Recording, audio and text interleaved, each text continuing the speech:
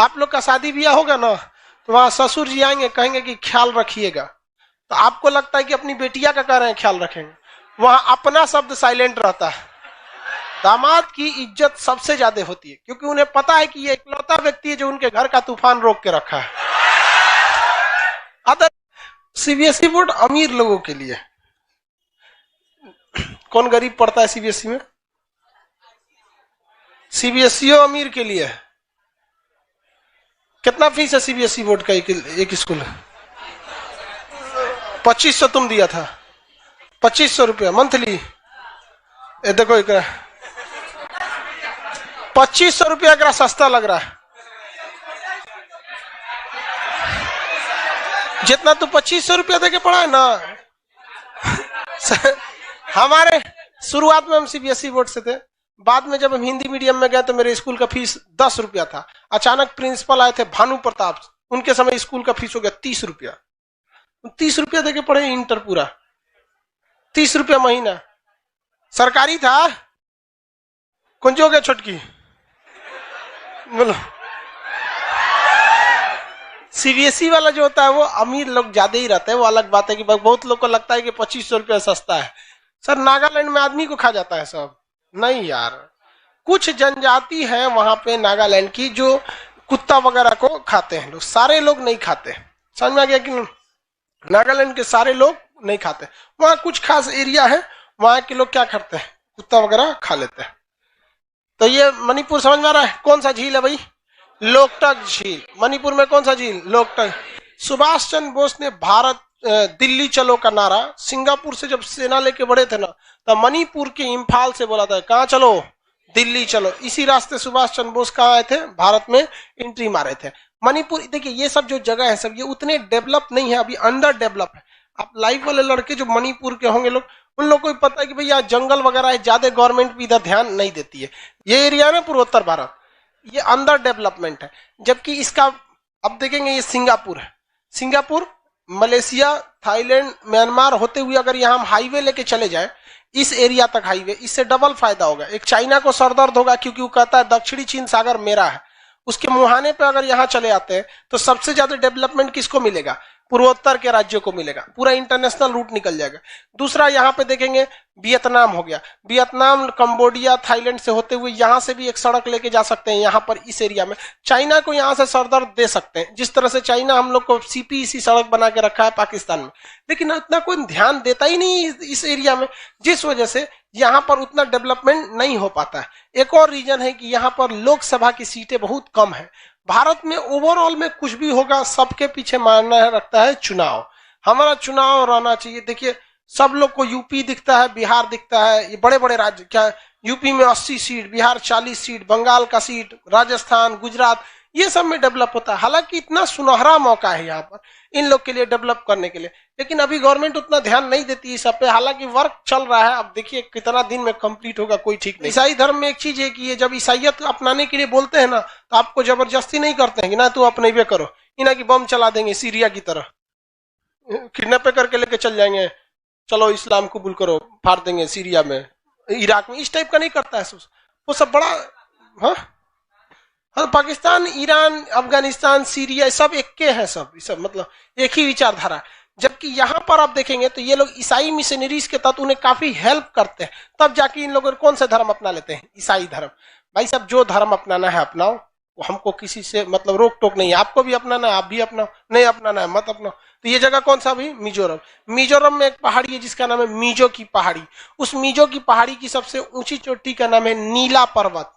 क्या पर्वत? नीला पर्वत। ब्रह्मपुत्र नदी जब असम में प्रवेश करती है तो इसके चारों ओर क्या खड़ा है? पहाड़। तो क्या पहाड़ पे नदी चढ़ेगी? लबालब बाढ़ कहां ला देती है? असम में। तो बिहार और असम बाढ़ पीड़ित सबसे भयानक राज्य है सब। बिहार में कोसी और असम में ब्रह्मपुत्र नदी। और इसके बाढ़ की समस्या बड़ी भयानक है। दोनों ओर से क्या खड़ा है? पहाड़ खड़ा हो गया है, जिस वजह से यहाँ बहुत ज्यादा दिक्कत आती है बाढ़ की समस्या को लेकर। आसाम का सबसे ऊपरी राज्य पॉलिटिकल नक्शा में आएंगे तो यहाँ मिलेगा डिब्रूगढ़, डिगबोई, नरकटियागंज। सबसे ऊपर कोना में डिब्रूगढ़, डिगबोई, नरकटियागंज। देखिए सबसे ऊपर मिला कोना में एकदम डिब्रूगढ़, डिगबोई, नरकटियागंज। डिब्रूगढ़, डिगबोई, नरकटियागंज। मिला कि नहीं मिला? डिब्रूगढ़, डिगबोई, नरकटियागंज। डिब्रूगढ़, डिगबोई, नरकटियागंज। नहीं मिला? वहां पे मिलेगा आपको। और जगह देखिए वहां मिला कि नहीं मिला?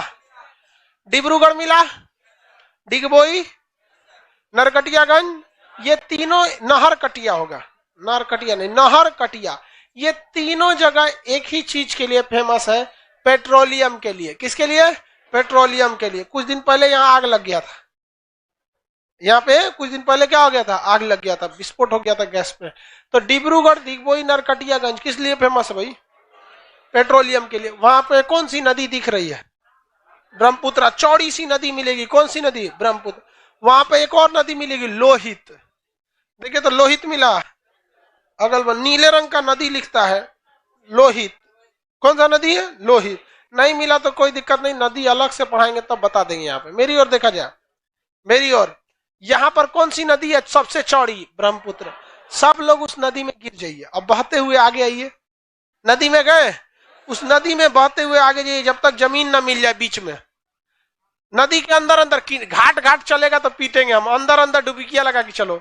आपको जगह मिलेगा मांजुली पे जाके आप घाट लगेंगे। उतरिए नदी में, कोनो नदी के किनारे आया तो पीट देंगे हम। लाइव वाला सब लोग नदी में डुबकिया लगा के चलना है। हाँ, कोने घाट लगे हैं? मांजुली। कोने घाट लगे हैं? मांजुली। लग गए घाट में? कौन घाट लगे? मांजुली।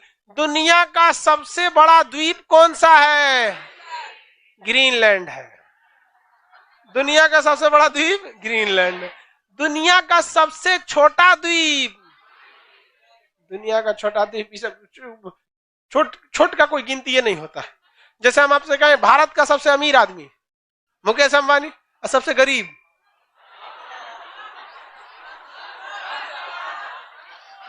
खान सर का बोल रहा है।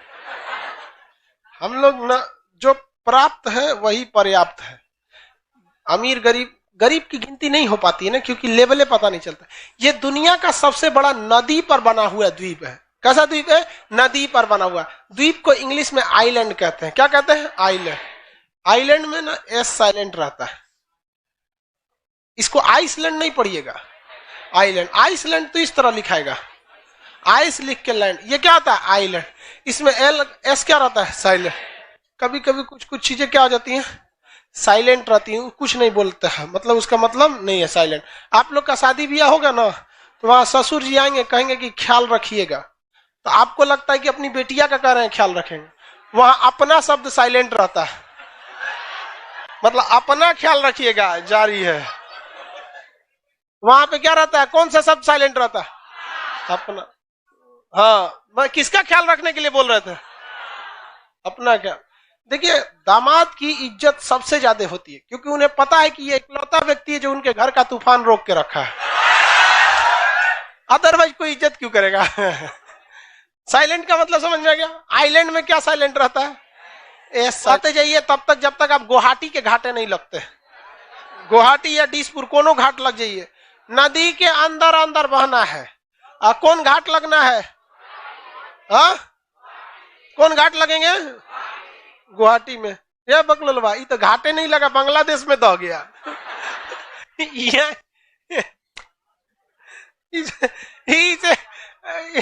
करा कि पानी ज्यादा था सर। अगर इसको नहीं टोकते तो ये बंगाल की खाड़ी में चल जाता। अरे बेवकूफ साहब, आसाम में ही रहना है, अपन घर का नदी समझ ले क्या कि टहलना है इसे। खरा पानी ज्यादा था, चल गए। कौन घाट लगा आपको? गुवाहाटी और डिसपुर। क्या? गुवाहाटी और डिसपुर। किसी को कोई दिक्कत? यहाँ पर एक गेंडा बनाया होगा, काजीरंगा राष्ट्रीय उद्यान लिखा। एक सिंग वाला गेंडा मिलते हैं कहां पर? Kaziranga national park. किसमें? Kaziranga national park. एक सिंग वाला गेंडा को राइनोसोरस बोला जाता है। उसके गेंडे का जो दांत, आगे का जो सींग होता है, इसको गैर कानूनी रूप से बेचने में, दवा उद्योग में इसका बहुत ज्यादा काम आता है। आप दवाइयां देखेंगे ना, तो आप कहेंगे कि एक सींग कितना का मिलेगा? एक सींग जो कितना का मिल जाता है? भाई साहब, ये लाखों के मिलते हैं। ये सींग जो होते हैं गेंडा का, लाखों रुपए के मिलते हैं, क्योंकि दवाइयों में बहुत कम जरूरत पड़ती है। दवा खाते कितना, एक टेबलेट रहता है उसमें कितना रहेगा, खाली उस सिंघवे का तो रहेगा नहीं वहां पे, उसमें बस थोड़ा सा अंश मिलाया जाता है। तो इसके गैर कानूनी रूप से इसका व्यापार बहुत ज्यादा होने की वजह से नाहक में बेचारे गेंडे को लोग मार देते हैं। जो आते हैं से गेंडा को मार देते हैं, गेंडा मर गया, अब उसको काट लेते हैं। सरकार को भी चाहिए कि जितने गेंडा है खुद ही उनका सींग काट लो। गेंडा को मारेगा कौन? नहीं ना। आप बताइए, जिस पेड़ पर फल नहीं लगता है कोई उस पर पत्थर चलाता है? नहीं चलाता है। तो सरकार को भी चाहिए तनिको सींग बड़ा हो जाए, सबको बुला बुला के बेहोश करो और सींग काट लो। उस सींग काटने से उसे तकलीफ नहीं होता है।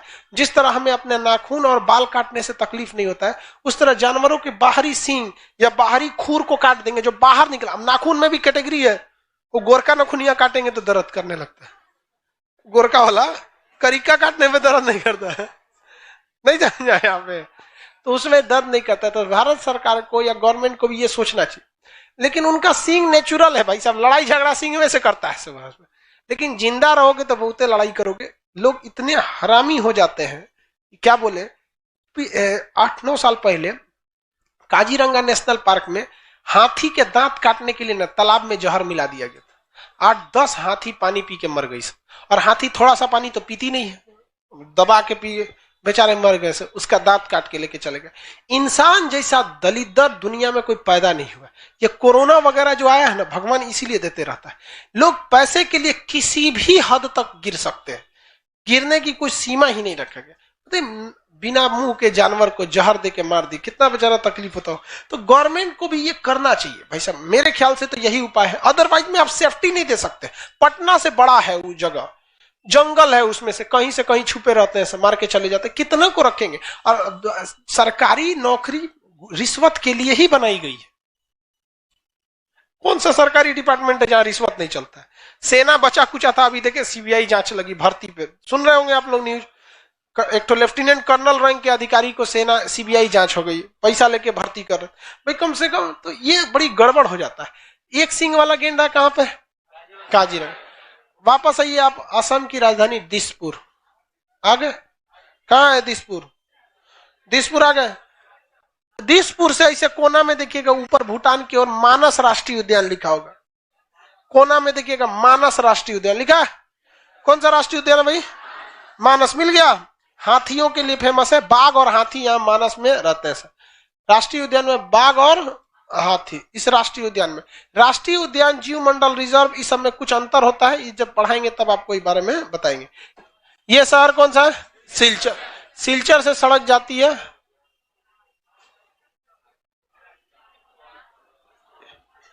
यहां से यहां तक जाती है, ये सड़क है। इसे कहते हैं पूरा पश्चिम गलियारा। पूरा पश्चिम गलियारा, बहुत चौड़ा सड़क होता है गलियारा।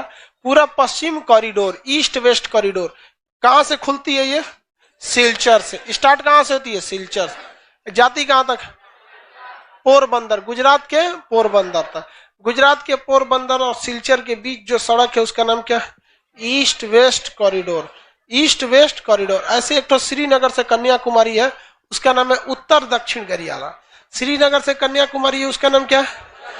उत्तर दक्षिण गलियारा। यहाँ पर यहाँ पर ये तो समझ में आ गया आप लोग को, इसमें कोई दिक्कत नहीं है। कहां से? बांग्लादेश से। आपका नहीं ना है? इंटरनेशनल रिलेशन है तो इसका मतलब आपका थोड़ी है वो। इंटरनेशनल रिलेशन में किसी देश के प्रधानमंत्री का देश थोड़ी हो जाता है। नरेंद्र मोदी क्या हमारा नेशनल रिलेशन भूटान से अच्छा है, तो क्या मोदी जी एगो सड़क दे देंगे भूटान को कि चल जाओ कलकत्ता बंदरगाह से एगो सड़क लेके चल जाओ? नहीं ना जा सकते हैं। अपनी एक सोवर्निटी होती है। सरकार को भी डिसीजंस परमिशन से लेने पड़ते हैं। ऐसा नहीं है कि आप प्रधानमंत्री हैं तो कुछ भी कर दीजिए, संसद चिल्लाने लगेगी वहां विधेयक वापस लेना पड़ जाएगा। ऐसे जबरदस्ती नहीं ले सकते ना। यहाँ श्रीनगर से सड़क जाती है कहां तक में? कन्याकुमारी तक। नाम क्या है इसका? उत्तर दक्षिण गलियारा। कौन सा? उत्तर दक्षिण। और ये कौन सा है? पूरा पश्चिम गलियारा। ये दोनों एक दूसरे को झांसी में काट देते हैं। उत्तर प्रदेश के कहां पर? झांसी। उत्तर प्रदेश के कहां पर? झांसी में काट देते हैं। खूब लड़ी मर्दानी वो तो झांसी वाली रानी थी, बहुत बहादुर थी। जब वो वीर गति यानी शहीद हो गई थी, फिर भी अंग्रेजों को डर लगता था जाने के बाद। उन लोग को लगता था कहीं लेटी होगी नखड़ा बना के। उठ के काटिए देगी आप। लेकिन कुछ लोग मिल गए थे भारत में, खास करके यहाँ सिंधिया घराना, ग्वालियर के पास जो सिंधिया घराना था वहां पे, ये अंग्रेजों का सबसे ज्यादा साथ दिया था। इस वजह से हम लोग उतना नहीं जीत पाए। ये जगह कौन सा है? कन्याकुमारी। कौन सा जगह है? कन्याकुमारी से ट्रेन खुलती है, नाम है विवेक एक्सप्रेस। क्या नाम है? विवेक एक्सप्रेस। ये विवेक एक्सप्रेस कहाँ जाती है? डिब्रूगढ़। भारत में सबसे लंबी दूरी तय करने वाली ट्रेन विवेक एक्सप्रेस किसके नाम पर है? स्वामी विवेकानंद के नाम। ममता बनर्जी जब रेल मंत्री हुआ करती थी तो उन्होंने इस ट्रेन को क्या किया था? चलाया था। ममता बनर्जी यूपीए के काल में, पॉलिटी में यूपीए की सरकार और एनडीए की सरकार, यूपीए 1 यूपीए 2 पॉलिटी में पढ़ा दिए हैं, जो पढ़ लिए हैं, नहीं तो नया बैच होली बाद रहेगा उसमें पढ़ाएंगे। तो विवेक एक्सप्रेस कहां से खुलती है? डिब्रूगढ़ से। कहां जाती है? कन्याकुमारी तक। भारत की सबसे लंबी दूरी तय करने वाली ट्रेन विवेक एक्सप्रेस। उससे पहले एक ट्रेन जाती थी जिसका नाम था हिम सागर एक्सप्रेस। हिम मतलब बर्फ, सागर मतलब समुद्र। हिम सागर एक्सप्रेस जम्मू तवी से कन्याकुमारी। कहां तक जाती थी? जम्मू तवी से कन्याकुमारी। अभी कौन जाती है? विवेक एक्सप्रेस। किसी को कोई समस्या, कोई दिक्कत नहीं? पूर्वोत्तर भारत में इनका डेवलपमेंट उतना ज्यादा नहीं है। आगे बढ़ जाए। आज शाम 6 बजे से वर्ल्ड मैप चालू होगा, आप अपने भैया भाभी लोग को इन्फॉर्म कर देंगे।